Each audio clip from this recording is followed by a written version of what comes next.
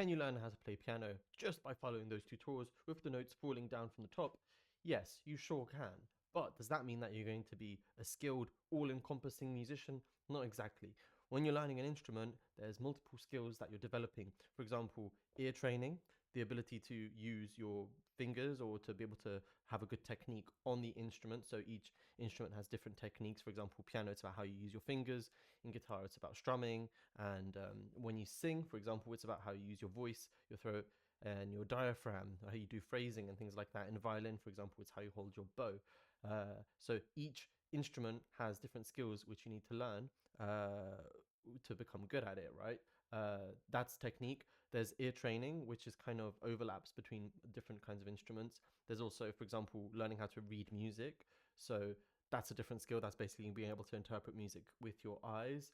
And then there's also skills like, for example, being able to perform under pressure. So get onto a stage and perform your music without, well, you do experience anxiety, but you learn how to overcome it. So um, I'm a performing musician, and I'm here to share with you some of the skills that we learn as musicians. So I kind of identify it as the skills related to your hearing, to your sight, to your mind, to the technique, to the feeling, and also to yeah, feeling of the music, and also your ability to work through fear, which is also related to feeling.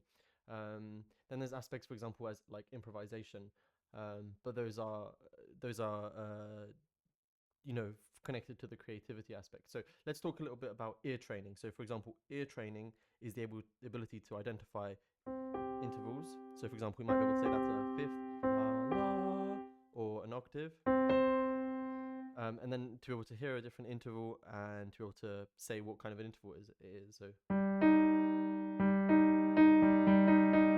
that's, for example, a minor sixth. There's also chords. So you can identify that's a major chord, or that's a minor chord, or that's a diminished chord. And they each have characteristic sounds. A person with good ear training will be able to identify different chords just by hearing them, and they will be able to identify what kind of a chord it is. Sight reading means being able to decode notation, read it, and perform it on the spot. So that's an important skill for classical musicians, although jazz musicians more depend on ear training. So these are two kind of parallel skills that are developed in musicians. Some people lean more onto reading music and notation, music theory. Well, they both have music theory, and the other people lean more onto using the ear. Although both are useful and both have their applications. Other skills, for example, the performance skills, that's being able to experience, for example, anxiety, but not to be overcome by anxiety. It means to be able to just go onto the stage and perform, even though you feel a little bit nervous. There's another aspect, which is understanding musical history and context. So being able to know about genres, classical music, romantic music, jazz, pop music, and kind of what are the systems and all the things that are connected with that. And finally, we also have improvisation, which is a skill related to being able to feel music, to take an idea, and to develop it on the spot. These are all useful skills, and if you learn, for example, with that way of the notes falling down from the top of the screen, you're really focusing on one really narrow kind of band.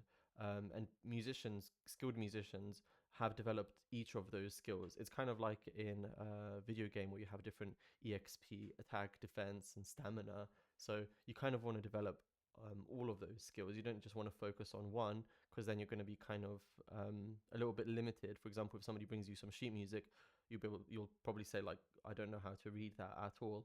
And it would be useful to at least have some understanding of it, so that if you do get some sheet music, you're able to do something with it.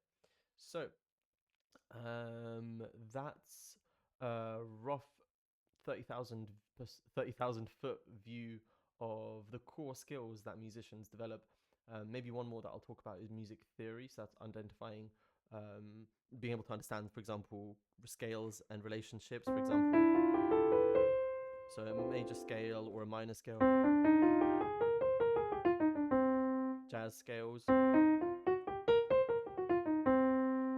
whole tone scales. So that's connected to music theory, or as I said, for example, diminutive chords, augmented chords, major chords, minor chords. That's all connected to music theory. To be able to build those and understand those are the skills that musicians learn, and they're super useful. And I recommend that you learn a little bit of music theory and learn those skills. For example, oral skills, the ear skills, as well as reading music and performance. Those are all really important skills. All right, I hope you found this useful. If you did, then please leave a comment and subscribe, and I will see you in the next video.